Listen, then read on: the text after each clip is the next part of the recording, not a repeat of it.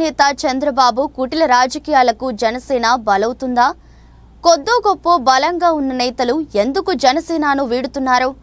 ఇప్పటికైనా పొద్దులో భాగంగా 21 సీట్లతో సరిపెట్టుకున్న జనసేనాని పవన్ కళ్యాణ్ చంద్రబాబు రాజనీతికి బలయ్యారా అంటే అవునంటున్నారు జన సైనికులు.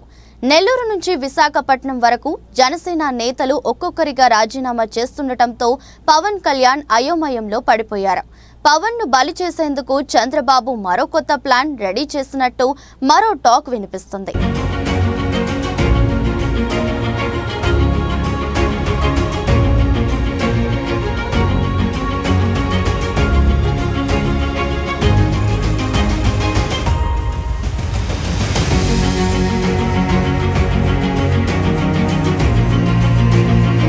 పార్టీకి బలమైన నియోజకవర్గాలుగా ఉన్న గాజువాక, జగ్గంపేట, పెద్దాపురం, పాలకొల్లు, భీమిలి, ముమ్మిడివరం, కాకినాడ సిటీ, రాజమండ్రి రూరల్, అమలాపురం, ఆచంట, తణుకు, విజయవాడ, పశ్చిమ తదితర నియోజకవర్గాలను పొత్తులో భాగంగా టీడీపీ, బీజేపీలకు విడిచిపెట్టడంపై కూడా జనసేనానిపై నేతలు విమర్శలు గుప్పిస్తున్నారు.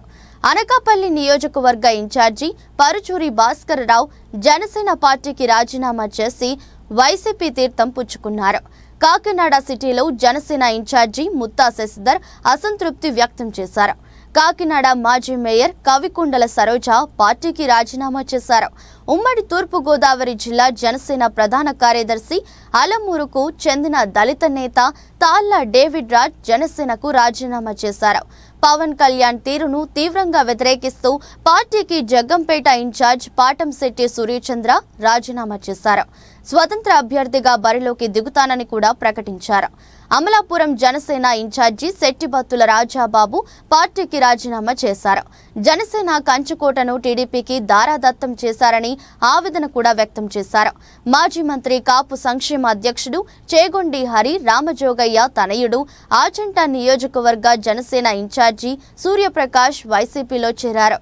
తనకు జనసేన పార్టీ ఇన్ఛార్జి విడివాడ రామచంద్రరావుకే టికెట్ అని పవన్ కళ్యాణ్ తొలుత ప్రకటించారు.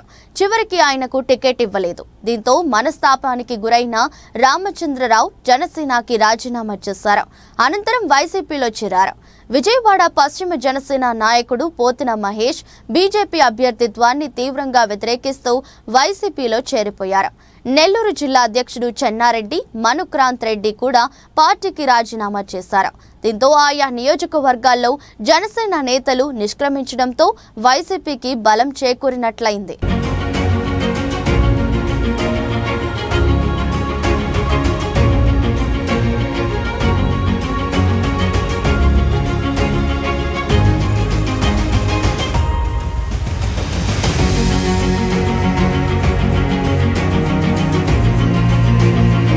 మొత్తంగా చంద్రబాబు రాజకీయ క్రీడలకు జనసేన అధ్యక్షుడు పవన్ కళ్యాణ్ తో పాటు ఆ పార్టీ నేతలు బలి అయ్యారని పొలిటికల్ గా టాక్ వినిపిస్తుంది. దీనికి పవన్ మెతక వైఖరి కూడా కారణమంటున్నారు.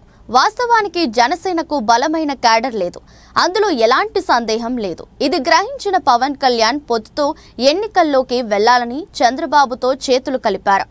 ఎంత క్యాడర్ లేకపోయినా పవన్ చరిష్మాతో జనసేన నేతలకు ఓట్లు పడతాయనడంలో ఎలాంటి సందేహం లేదు.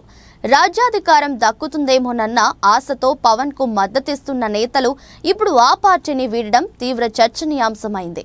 పార్టీ కోసం కష్టపడిన తమకు టికెట్లు ఇవ్వకుండా ఇతర పార్టీల నుంచి వచ్చిన వారికి టికెట్లు ఇవ్వడంపై జనసేన నేతలు అగ్గి మీద గుగ్గిలమవుతున్నారు.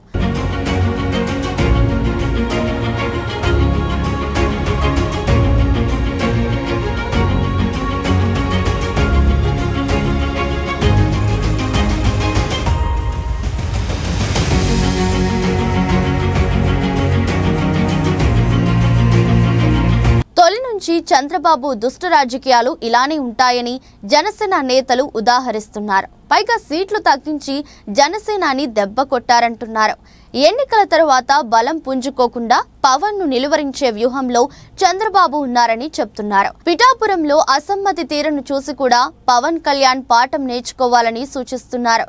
జనసేనకు దక్కిన స్థానాల్లో తిరుగుబాటు అభ్యర్థులుగా పోటీ చేసేందుకు చంద్రబాబు తన సొంత పార్టీ నేతలను ప్రోత్సహిస్తున్నట్లు వినికిడి. తమకు ఇచ్చిన స్థానాల్లో జనసేన అభ్యర్థులను ఓడించేందుకు టీడీపీ రెబెల్ అభ్యర్థులు సమాయత్తం అవుతున్నారట.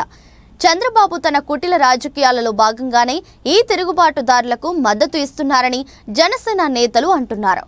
ఇప్పటికైనా పవన్ తమ మెతక వైఖరి వీడి రాజకీయ చట్రంలో బలి కాకుండా పావులు కదపాలని కోరుతున్నారు.